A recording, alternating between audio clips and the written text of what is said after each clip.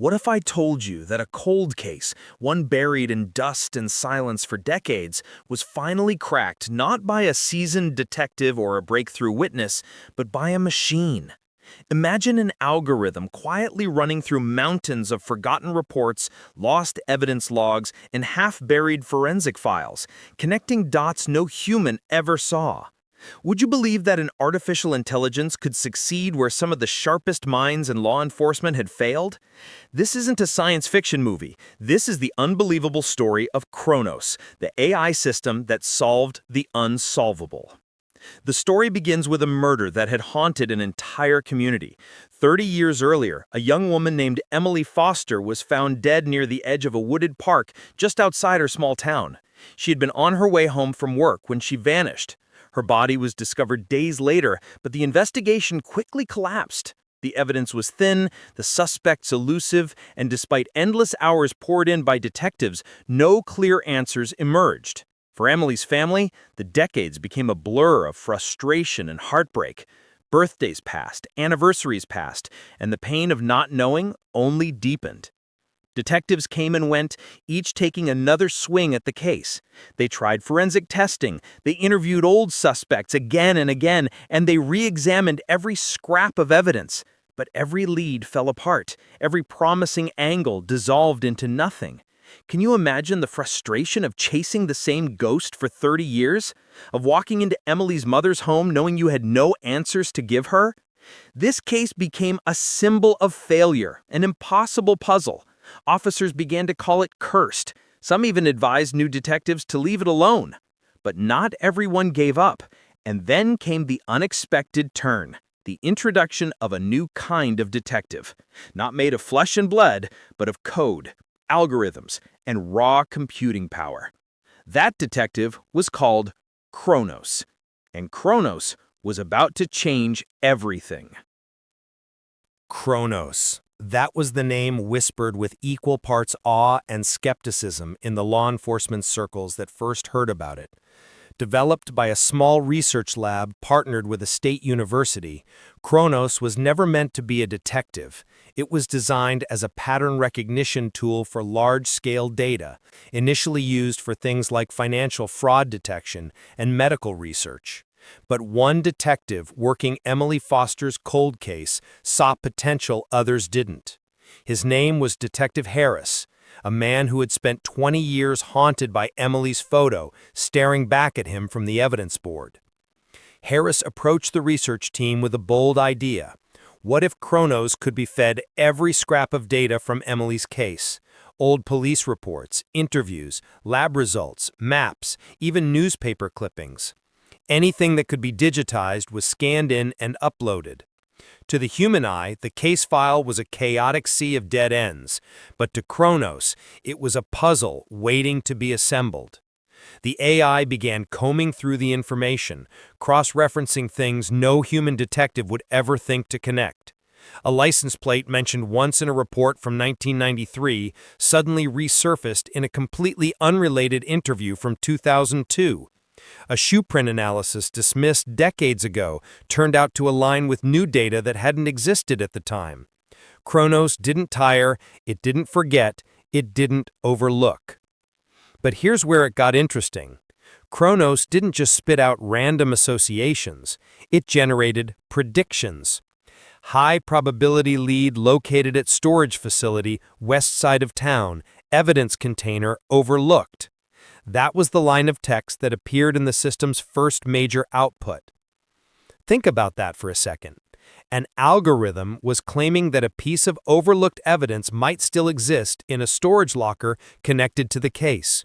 Detectives scoffed, some laughed outright. How could a machine know something trained investigators had missed for decades? Harris, though, wasn't laughing. He convinced his captain to authorize a search. And when officers opened that old storage unit, dusty, forgotten, tucked behind boxes of unrelated files, they found something chilling. Inside was a bag, logged incorrectly years earlier, assumed to contain miscellaneous items from a burglary case. But Chronos had seen the discrepancy in the paperwork. And inside that bag, a piece of clothing linked to Emily Foster. Now, let me ask you, was this luck, or was this the first sign that AI could see patterns humans could not? The discovery electrified the investigation. Suddenly, a case that had been cold for 30 years was burning hot. Forensic testing that hadn't been possible decades earlier was now applied to that piece of evidence. And when results came back, the implications sent shockwaves through the department. Chronos had pointed them to the very evidence that contained DNA. DNA that matched someone in the system. DNA that belonged to a man who had lived in the same neighborhood as Emily Foster all those years ago.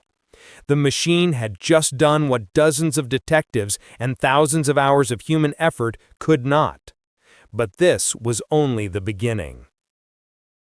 The DNA result hit the department like a lightning bolt. The name that popped up wasn't a stranger. It was someone who had lived just a few blocks from Emily Foster at the time of her disappearance, Thomas Greer. A man who had been interviewed briefly during the original investigation, then dismissed because nothing tied him directly to the crime. For decades, he lived an unremarkable life, blending into the community unsuspected. Detective Harris could hardly believe it. He flipped through the old interview notes. Greer had provided an alibi that checked out back then. Neighbors vouched for him. Police didn't push further. But Chronos had flagged the inconsistencies that no one bothered to question. Little things buried in the transcripts. The timeline of his movements didn't perfectly align with phone records. A vehicle description given by a witness, dismissed at the time, matched the old truck Greer once owned. And now, the DNA on Emily's clothing left no room for doubt. Still, many in the department weren't ready to give credit where credit was due. The AI got lucky, some muttered. Any system crunching enough data might have stumbled onto that. Others worried aloud, what if we're relying on a machine too much? What if it's wrong? The irony was staggering. They had trusted human instincts for 30 years and gotten nowhere. Yet when an AI handed them the missing piece, skepticism doubled. But Harris pressed forward. Armed with the new evidence, detectives began re-examining Greer's life, and what they found was unnerving. He had a history of short-term jobs, frequently relocating, and always seemed to live just beyond the reach of suspicion. Women who knew him described him as quiet but controlling. Nothing ever enough to make an arrest, but when placed in the larger context Chronos provided, a chilling pattern began to emerge. The town, once resigned to never knowing Emily's fate, now buzzed with whispers. Could it really be him? Could the man so many had overlooked be the predator hiding in plain sight? Families who had known Greer began questioning everything. How close had they come to danger without realizing it? And then came the most unsettling revelation. Chronos' report didn't stop at pointing to Greer. The AI flagged additional high-probability connections, possible links to other unsolved crimes in neighboring counties. Cases dismissed as random or unrelated suddenly aligned under Chronos' pattern recognition. The chilling possibility emerged. Was Thomas Greer not just Emily's killer, but a serial predator who had slipped through the cracks for decades? The weight of this question shook investigators to their core. They weren't just on the brink of solving Emily's case. They might be exposing a far larger nightmare. But as the walls closed in on Greer, another question began to surface, one even more disturbing. If AI could uncover what humans missed for decades, what else could it see? What secrets still buried in unsolved cases might already be waiting to be revealed? And here's where you come in. If a machine could point a finger at someone you thought you knew, would you trust it? The manhunt for Thomas Greer was unlike anything the town had seen in decades. Detectives who once viewed him as a harmless neighbor now carried warrants with his name printed in bold. The media swarmed in, their headlines screaming about an AI detective that had cracked the uncrackable. Reporters camped outside the precinct, demanding sound bites. Did a machine really solve the case? Is this the future of policing? Greer, however, was nowhere to be found. When detectives arrived at his small home on the outskirts of town, it was eerily quiet. Curtains drawn, mail piling up. His truck, a rusting relic, sat abandoned in the driveway. Inside, the rooms looked like someone had left in a hurry, drawers half open, a half-eaten meal rotting on the table. It was as though he'd been tipped off. But by whom? Detective Harris felt the weight of doubt press down again. Had they moved too soon? Did the media frenzy alert Greer before they could secure him? Chronos, always running, generated new predictions, possible locations where Greer might have fled, based on his past travel patterns, purchases, and known associates. The AI suggested 3 high-probability zones: a cabin in the woods where he once worked seasonal jobs, a remote county where his sister lived, and an abandoned quarry 2 towns over. Skeptics inside the department scoffed. Since when do we let a computer tell us how to run a manhunt? Yet, pressed for leads, they followed the digital trail. Teams were dispatched to all 3 locations simultaneously. And here's where things turn unnerving. At the cabin, investigators found recent signs of habitation, footprints in the dirt, a campfire still warm. At his sister's property, a neighbor reported seeing Greer just 2 nights prior, loading bags into the back of a borrowed car. At the quarry, buried in the rubble, police found something far worse: evidence of another victim. The quarry discovery rocked the case wide open. Inside a rusted metal container, detectives unearthed a set of belongings, jewelry, clothing, personal items that matched descriptions from multiple missing persons reports. Each item tied to a young woman who had vanished in the region over the last 20 years. Suddenly, Emily Foster wasn't the only name in play. The media went into a frenzy. AI unmasks serial killer? Cold case breaks open decades of secrets? Families of other missing women came forward, desperate for answers, desperate for closure. And through it all, Chronos kept processing, cross-referencing, building webs of connection no human detective could keep straight in their head. But the more accurate Chronos became, the more unease it generated. Lawmakers began questioning its use. Civil rights groups warned of an ethical nightmare. What if the AI is wrong? What if someone innocent gets accused because a machine said so? And yet, with every prediction that hit the mark, those concerns seemed harder to cling to. Meanwhile, Greer was still at large. Each day without his capture tightened the knot of fear around the town. Who was helping him? Was he watching the news, laughing as his secrets unraveled? Or worse, was he preparing to strike again before authorities caught him? And here's the question for you. If this AI was predicting his next move with frightening accuracy, would you trust it to guide the search, or would you stick to traditional human instinct? The chase for Thomas Greer was more than a manhunt. It was a race between human instinct and machine precision. Chronos pulsed out predictions like clockwork, mapping probabilities of Greer's movements with eerie accuracy.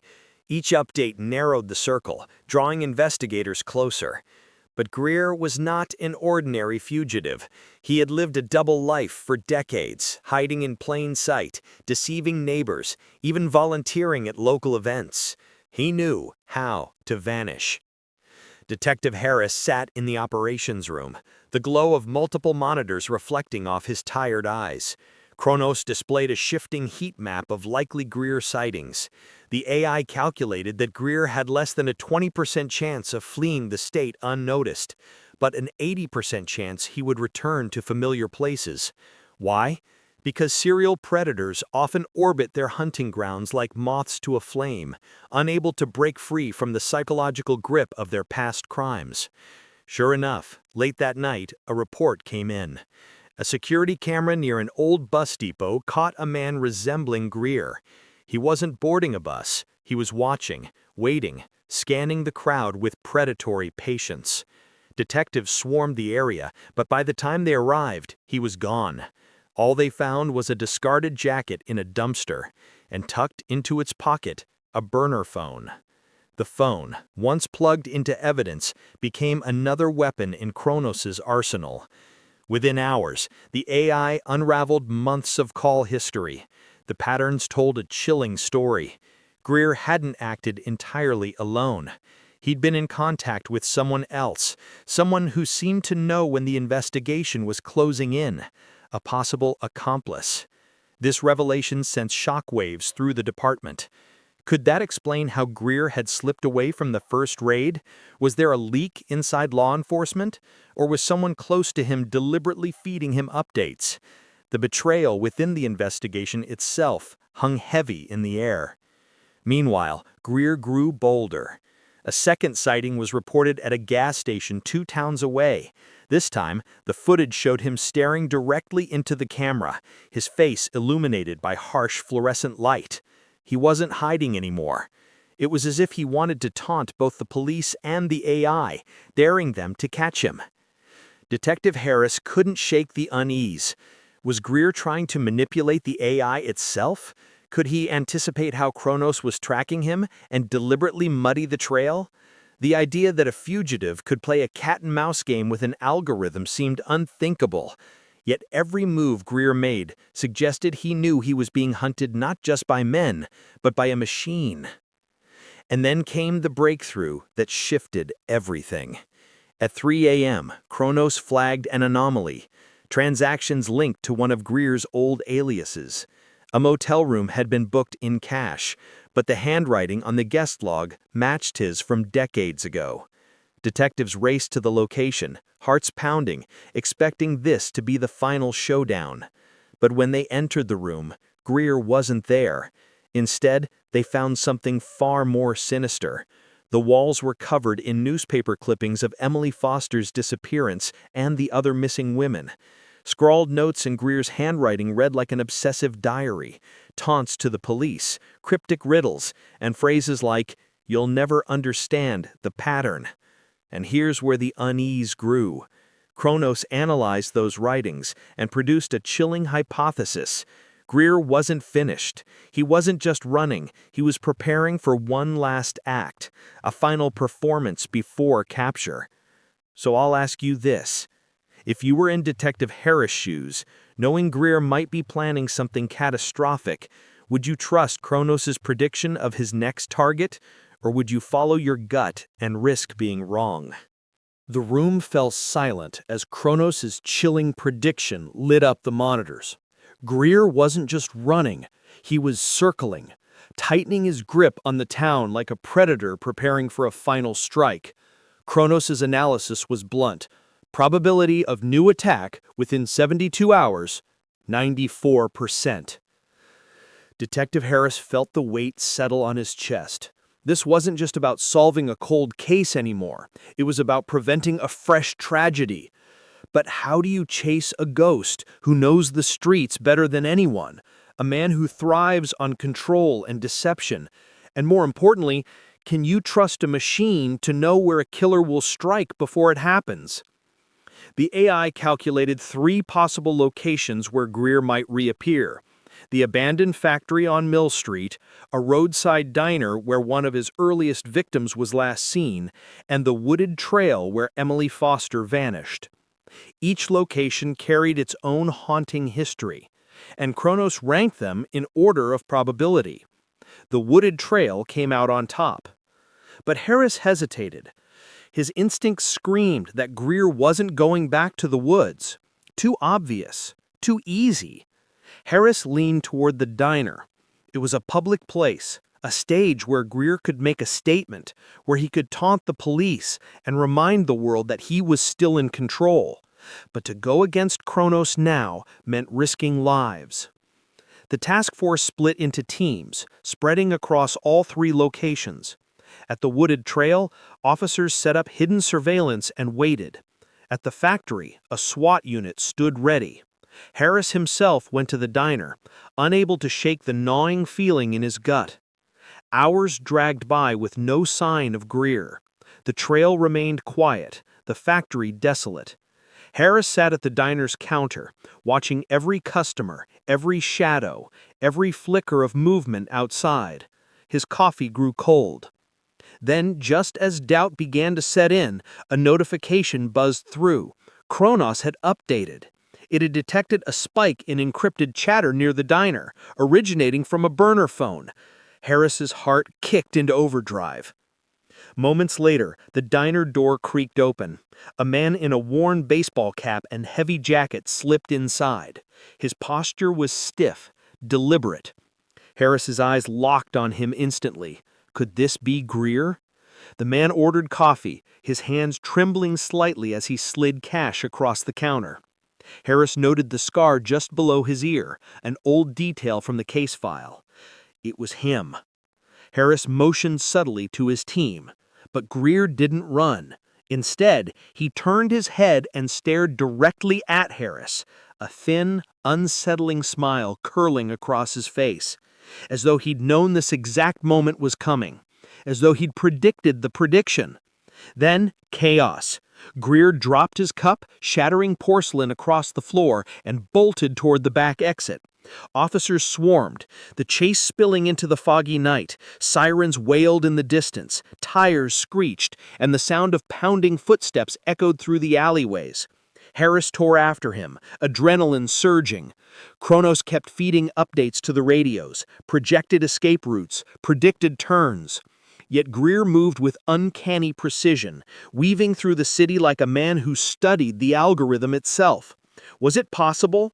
Had he learned how Chronos thought? The pursuit stretched into the industrial district. The sound of police boots hammered against the pavement. Ahead, Greer stumbled, his hood slipping back just enough for Harris to see his face.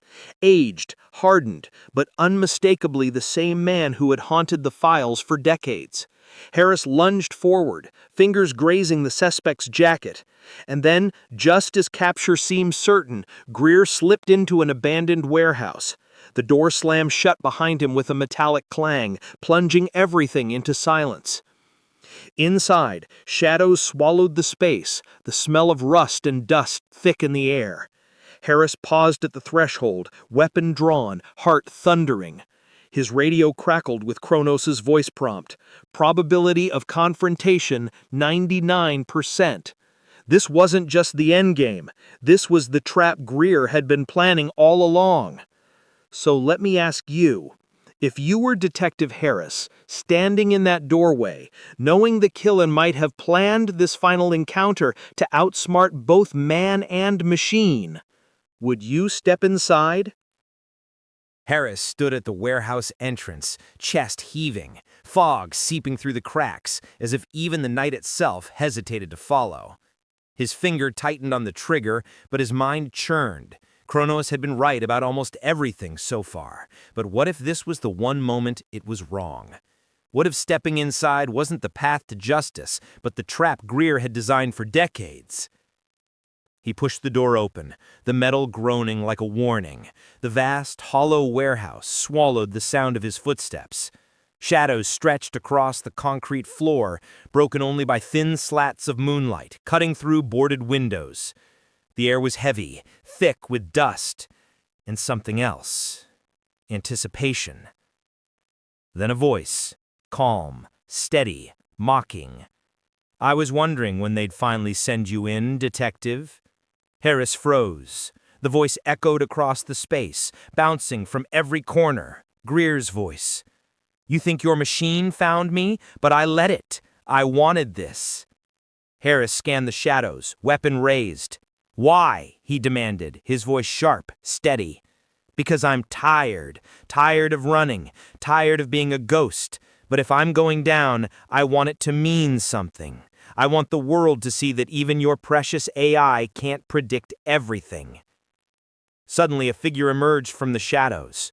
Greer stepped forward, older but still carrying that unnerving calm, his eyes locked on Harris. For a brief second, the two men stared at each other, hunter and hunted, decades of pain between them.